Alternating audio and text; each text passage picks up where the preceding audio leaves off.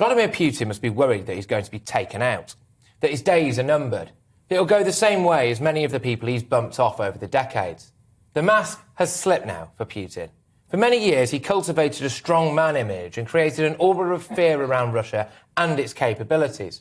But the much-feted cyber attackers and hackers have thus far failed to take Ukraine offline. His intelligence operatives have fed him duff information about Ukraine being weak, that there is no will to fight and it's riddled with neo-Nazis.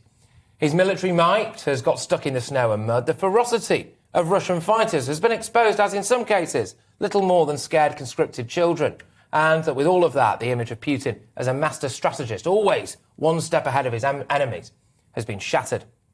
Reports suggest that Putin has sacked no less than 8 generals. He's sending mobile crematoriums behind his troops to avoid them coming home in body bags.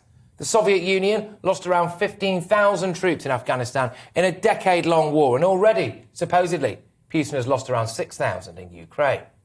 Last night on Russian state TV, a guest actually broke ranks from the Kremlin and compared this Ukraine war with the one in Afghanistan. Like I said, the mask is slipping. There have been anti-war protests in as many as 40 Russian cities, and as more and more mothers realise that their sons aren't coming home, that clamour will grow. But it will also grow from the Russian middle classes. For many years now, those more well-off Russian parents were able to bribe their children's way out of conscription. Well, some reports suggest that Putin is about to change the conscription rules and make it more likely that more and more children of comfortable families are indeed going to be sent off to a war zone. If Putin loses the middle classes, the type of people who perhaps only tolerated him because of the I'm all right Jack attitude of seeing their personal circumstances steadily improve, then, well, he's in big trouble.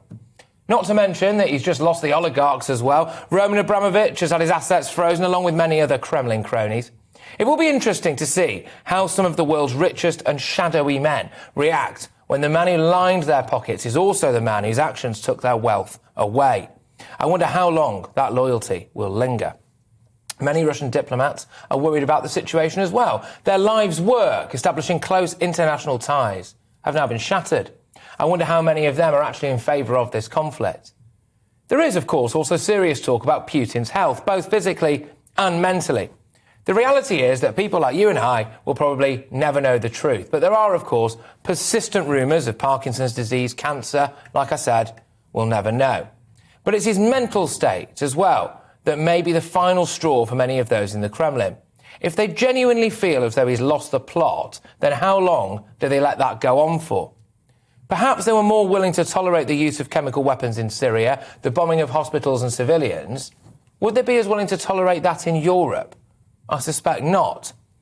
The fact is that Putin has ruled with fear. His power has stemmed from fear and corruption, but he's isolating himself and sending conscripted teenage boys to be used as cannon fodder with their own crematoriums in tow behind them.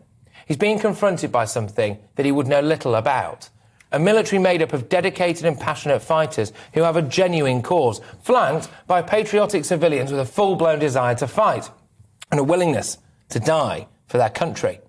If Putin really has lost the support of elements of his military, elements of the working class, the middle class, the oligarchs, the diplomats, his intelligence forces and the global community, then yes, he must be very worried about how long he's got left on this earth.